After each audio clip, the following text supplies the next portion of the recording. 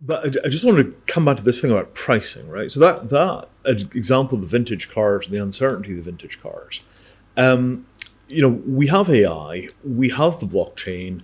Somewhere in there, we ought to be able to get accurate data about almost everything. But the one thing you can never really know for sure is what somebody is willing to pay for something when you sell it. And that in itself is kind of the core definition of price. Everything else is an approximation of that. So one of the things that opens up with the blockchain is the ability to generate futures and options and other ways of nailing down price. Mattereum talks a lot about buyer of last resort.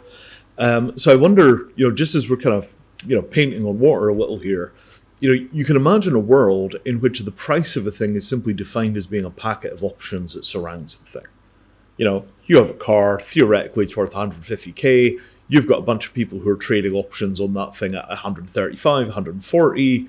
And at that point, you know for sure that you can buy one of those put options for 140 grand for some fraction of that. And then at that point, at the point where you decide what the car is worth, it's worth the price of the last put option that you purchased on it. And those kind of mechanisms, we don't use a lot of that stuff in the TradFi world, largely because of the transaction costs. But the idea that all of the RWAs could be surrounded by a cloud of options, and that cloud of options would de facto be the way that we nail down the price on this, and then trading in those options becomes another asset class in and of itself. I think this is one of those areas where we might be able to deliver something that is so far beyond the wildest dreams of TradFi, but is still completely within the kind of DeFi crypto native model of financial instruments and naked competition that we've all gotten kind of used to in this space. So I just want to raise that as a potentiality. But I think that when we start talking about pricing is hard, maybe the answer to pricing is hard is actually more market infrastructure.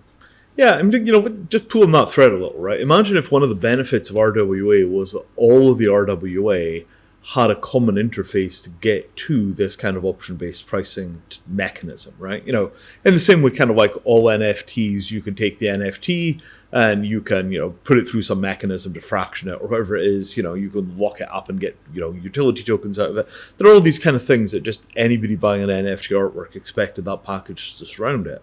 And the idea that you could take any RWA NFT for whatever it happens to be, here's a physical object, it is attached to a token, this one is a car, this one is a life insurance policy, this one is a deed to a house, and you could just put it through this kind of, sort of PvP option pricing machine, and at the end of that, you figure out what the thing is actually worth in that market.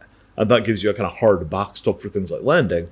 If that was just an assumed capability that went with all RWA NFTs, any kind of hard asset, you can automatically get pricing out of it through that market. Those kinds of mechanisms are the kinds of things that when you start talking about trillions of dollars of assets on platforms, they begin to turn into like just game-changing capability that traders will move for.